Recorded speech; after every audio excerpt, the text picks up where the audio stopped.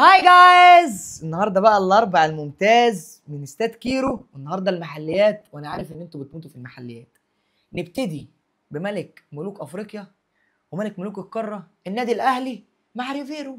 تعال اقول لك الاهلي مع ريفيرو هيلعب ازاي، وخطه ريفيرو قايمه على ايه، ومين اهم اللعيبه اللي جت في الصفقات القديمه وفي الصفقات الجديده، والاهلي محتاج مع ريفيرو. فيلا بينا يلا بينا. مدرسه اسبانيه، يعني مدرسه بتحط الكره تحت رجليها، يعني اول مرحله عندها مرحله التحضير. فالاربع لعيبه دول لازم يكونوا بيعرفوا يلعبوا كوره ومعهم الحارس. طب ليه؟ عشان انا دلوقتي وانا بلعب هلعب بمصطفى شوبير، مش هلعب بالشناوي، لان الشناوي زي ما قلت لك قبل كده الفوت ورك بتاعه مش زي مصطفى شوبير خالص. مصطفى شوبير اعلى حارس في القاره، عنده فوت ورك، فبالتالي هو بيعمل ايه؟ هنفترض ان الباك هنا محمد هاني، محمد هاني يلعب مع ريفيرو، والباك هنا ادام انتوا بتقولوا ان احنا هنمشي علي معلول، فيبقى محمد شكري اللي الاهلي خلص فيه من سيراميكا كليوباترا، واحد من ابناء النادي الاهلي، واحد اتفرجوا عليه، سواء بقى هو او كريم الدبيس، بس اعتقد محمد شكري، لان محمد شكري في مرحله تحضير الهجمه، ولو لعب انفيرتد باك هيبقى احسن من كريم الدبيس. كريم الدبيس لعيب على الخط، قلوب الدفاع ايا كان مين اللي هيجي هنا، كده العسقلاني، مصطفى العش هيكمل، لازم اللعيب يكون بيلعب برجله الشمال عشان يفتح الملعب كده، تمام. واشرف داري لو اصاباته فضلت زي ما هي كده مش هيكمل. اشرف داري مش من اللعيبه اللي بيحبها ريفيرو، ليه؟ عشان ما بيعرفش يلعب كوره من ورا، دايما بيلعب الكور البالونيه. فبالتالي انا شايف ان احنا نجيب زين الدين بالعيد، وجنبيه مدافع ومصطفى شوبير. وانا كده وانا بحضر الهجمه خرجت من اول مرحله. طيب خرجت من اول مرحله، رحت على الاثنين اللي قدام، الاربعه دول، الاثنين دول مكونين من اليو ديانج ومحمد بن رمضان. هتقول لي طب مروان عطيه، هقول لك هو مش محتاج مروان عطيه دلوقتي في حاجه، هو محتاج اليو ديانج يغطي له كل المساحات دي، علشان وانا بحضر الهجمه امام عاشور هيأخر خطوتين لورا، ويبتدي هو محمد بن رمضان اللي يحضروا الهجمه. طب لو انا بلعب بمروان عطيه، فمروان عطيه هينزل هنا، محمد بن رمضان هنا، وامام عاشور هنا، وبالتالي فانا خرجت بالكوره مثلث بالظبط كده. انا دلوقتي عايز احمل لعب على ناحيه اليمين، احمل كده، عايز احمل لعب على ناحيه الشمال، احمل بالطريقه دي. ساعتها مروان عطيه هو اللي هيلعب ومش انيو ديانج. كوره ريفيرو بتقول انا بلعب كوره مباشره، نقله، التانيه، التالته، هروح بقيت على الخط، نفس الطريقه الناحيه التانيه، نقله للجون، للمدافع، للسيرد باك، للباك اللي بينقل هنا، تمام. هروح انقل الكوره بقيت هنا. طب وانا بقى راح اهاجم بقى، ايه اللي بيحصل؟ اللي بيحصل كالاتي، انا هاجم ب5 لعيبه، بكاد يكونوا 6. انزل يا امام، تعالى لي يا تريزيجيه، وتريزيجيه هيلعب اكتر من بن شرقي لو اعتمد على 4-2-3-1. طاهر، محمد طاهر هو اللي هيلعب، لو زيزو جه زيزو اللي هيلعب. ليه؟ هقول لك انا ليه. الكره المباشره بتعتمد على لعيب زي زيزو، دايما طول الوقت عايز يجري على الخط، دايما طول الوقت عايز يستلم الكوره ويلعب الاوفر، دايما طول الوقت عايز يوجد مساحه لنفسه عشان يشوط. فبالتالي زيزو في الاوفرات، في رفع الكوره، في ان هو يشيل الكوره من على الارض، في اللعب المباشر هيبقى احسن من محمد طاهر، لان زيزو في اللمسه الاولى بتاعته اقوى من طاهر محمد طاهر. لكن وقت ما انا احب ارجع ادافع، فمعلش يا زيزو انت مش هتبقى دفاعيا اقوى من طاهر، لان طاهر البرجل بتاعه واسع، فارجع لي يا طاهر هنا، ومحمد هنا هيرجع هنا. حلو الكلام؟ قول لي الكلام جميل والكلام حلو يا عم لحد كده. طيب نيجي بقى هنا، هنيجي لمرحله ايه؟ تطوير الهجمه. ريفيرو من المدربين اللي دايما بيحبوا يهاجموا بلعيبه كتير، وبيعتمد على الباكات بشكل كلي، بس دايما بيحب يامن الدفاع بتاعه. هامن الدفاع بتاعه ازاي؟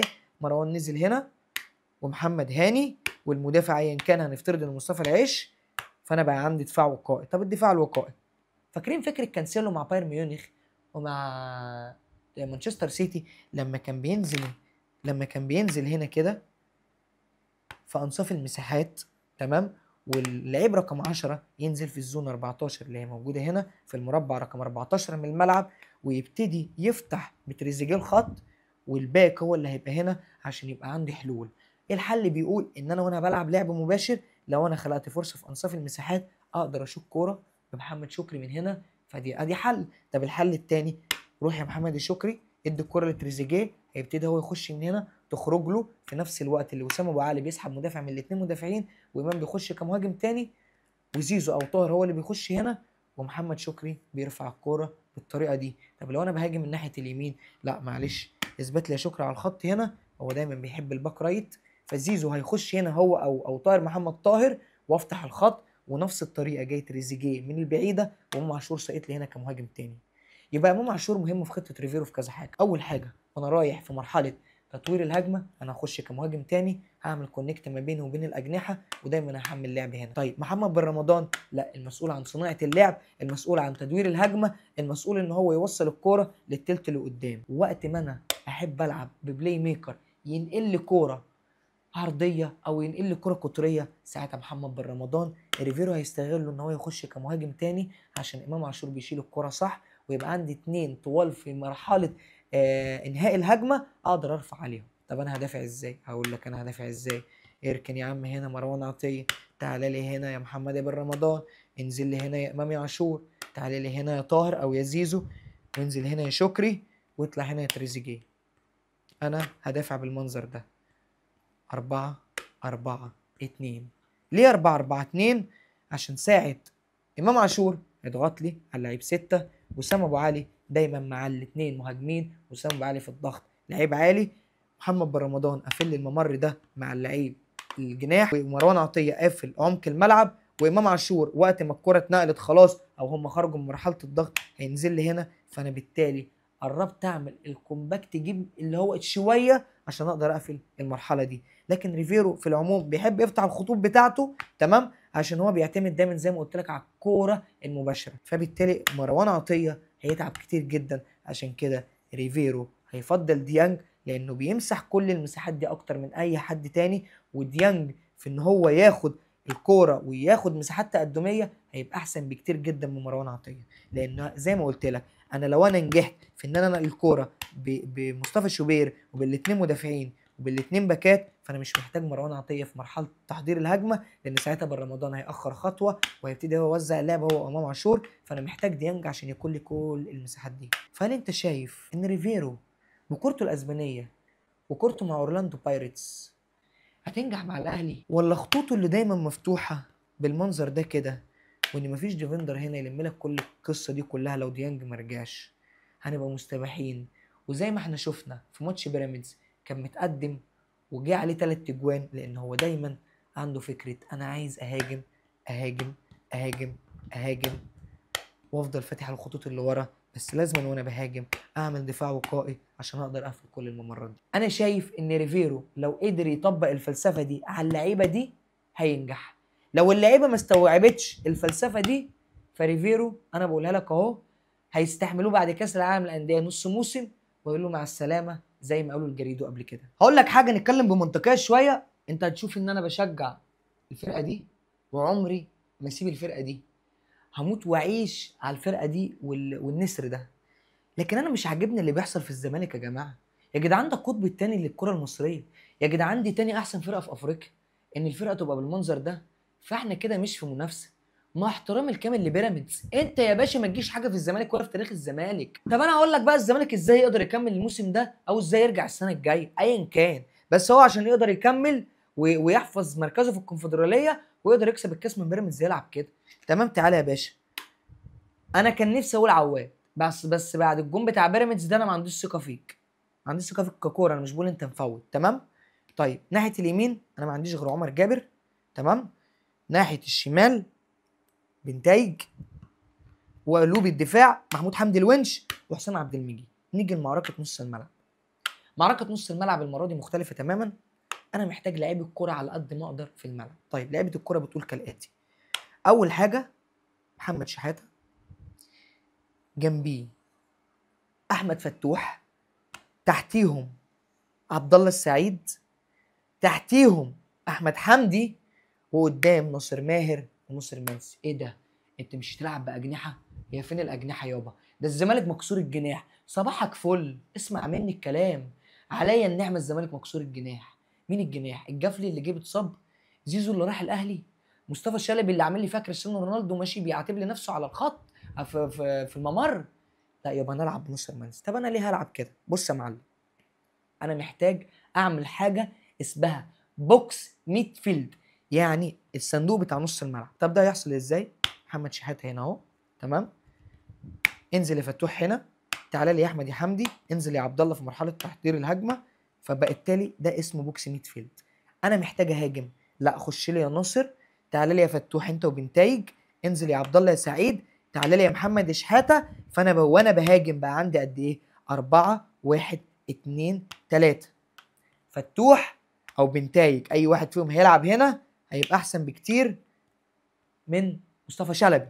طيب انا يا عم بدافع بقى، هلعب كده.